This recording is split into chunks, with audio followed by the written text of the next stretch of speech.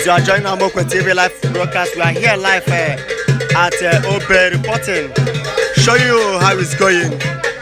Oh, tata ka ane chinuku mado.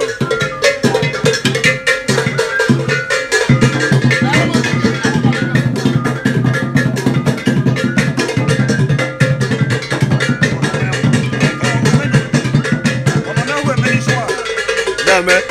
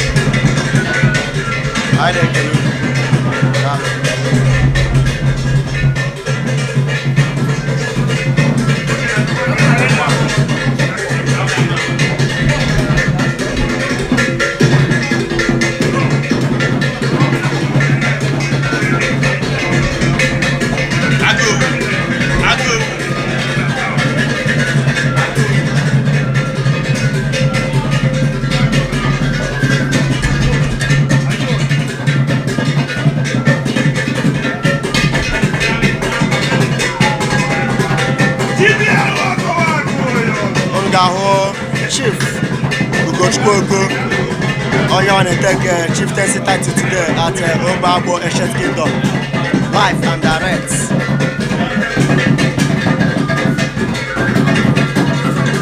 Yes. Igwe can check up that.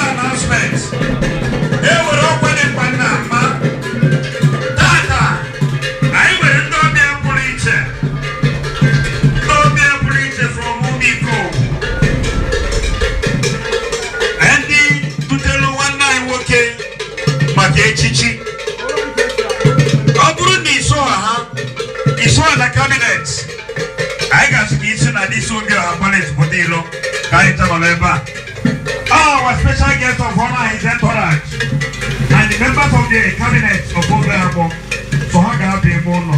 Others, but I go to the Canopia. That is the special announcement.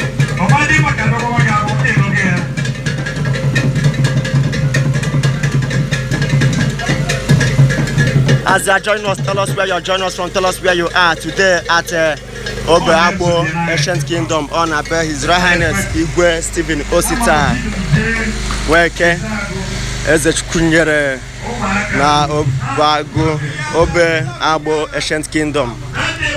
Obe is in the Kano West Local Government area of Enugu State. So Aneji Idupdi Igwe Kita.